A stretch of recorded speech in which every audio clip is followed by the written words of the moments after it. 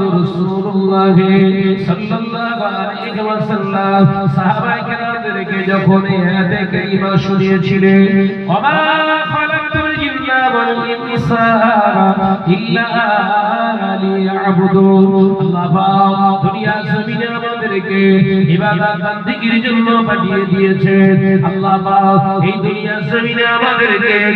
ইবাদত বান্দিগির জন্য পাঠিয়েছেন আল্লাহর নবী সাহাবীরা প্রশ্ন করেছিলেন ইয়া রাসূলুল্লাহ হাবিবাল্লাহ দুনিয়ায় যদি আল্লাহ আমাদেরকে ইবাদত বান্দিগির জন্য পাঠায় ইয়া নবী আল্লাহ ইয়া রাহমাতাল লিল আলামিন আমরা যে চাষাবাদ করি তাহলে এটা আমাদের জন্য কি নাজায়েজ হয়ে গেল আমরা বিবাহ শাদী করেছি আমাদের জন্য কি এটা নাজায়েজ হয়ে গেল আমরা ব্যবসা করি ইয়া রাসূলুল্লাহ হাবিবাল্লাহ হুজুর এটা কি আমাদের জন্য নাজায়েজ হয়ে গেল ইয়া রাসূলুল্লাহ ইয়া নবী আল্লাহ আমরা সন্তান বিবিদেরকে পালন করি এটাও কি আমাদের জন্য নাজায়েজ হয়ে গেল ইয়া রাসূলুল্লাহ হাবিবাল্লাহ দুনিয়া জমিনে আমরা আত্মীয়তা তৈরি করি এটাও কি আমাদের জন্য নাজায়েজ হয়ে গেল আল্লাহ নবী মুচকি হেসে বললেন ও আমার সাহাবীরা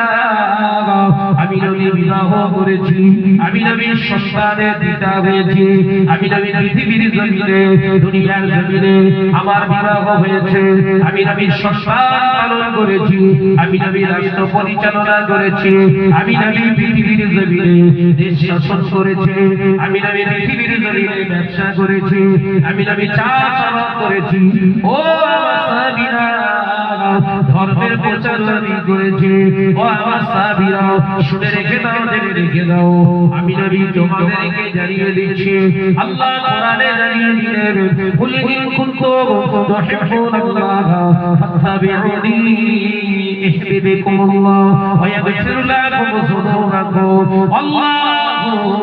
গফুরুর রহিম আমার আল্লাহ কোরআনে জানিয়ে দিয়েছে হে আমার হাবিব আপনি বলে দাও যারা পৃথিবীর জমিনে নামাজ পড়ে আমি আল্লাহকে পেতে চাই আমি আল্লাহর ভালোবাসা অর্জন করতে চাই যারা আমি আল্লাহ হজ করে আমার নৈকট্য হাসিল করতে চাই আমি আল্লাহ তাদেরকে বলছি ওইভাবে আমার